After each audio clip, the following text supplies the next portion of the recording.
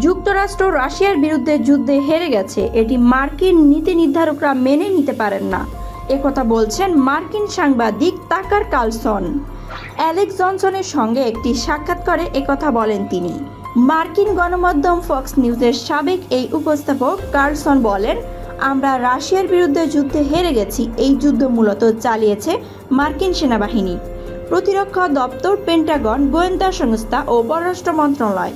এটা কখনোই ইউক্রেনের যুদ্ধ ছিল না। তারা মূলত আমাদের ওপর ভরসা করেই বেঁচেছিল।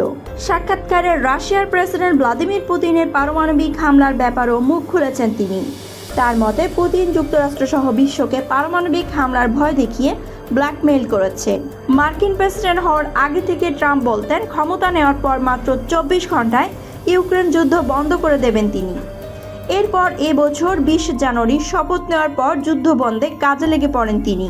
ইউক্রেনের প্রেসিডেন্ট ভলোদিমির জেলেনস্কি হোয়াইট হাউসে ডেকে রীতিমতো ভৎসনা করেন সদল বলে। এরপর জেলেনস্কি যুদ্ধ বন্ধে এবং ট্রাম্পের সব শর্ত মেনে নিতে রাজি হন। এবার যুদ্ধ বন্ধের পালা। ক্ষমতা নেওয়ার পরও ট্রাম্প বারবার বলেছেন, বিশ্ব প্রায় তৃতীয় বিশ্বযুদ্ধের দ্বারপ্রান্তে ছিল। তিনি বিশ্বকে সেখান থেকে টেনে তুলেছেন। এবার আর কোনো শঙ্কা নেই। বিশ্বজুড়ে শান্তির বার্তাবাহক হিসেবে নিজেকে উপস্থাপন করতেই হয়তো বেশি পছন্দ করেন মার্কিন এই প্রেসিডেন্ট। তবে যুক্তরাষ্ট্র যে যুদ্ধে হেরে গেছে সে কথা কখনোই বলেননি এই নেতা।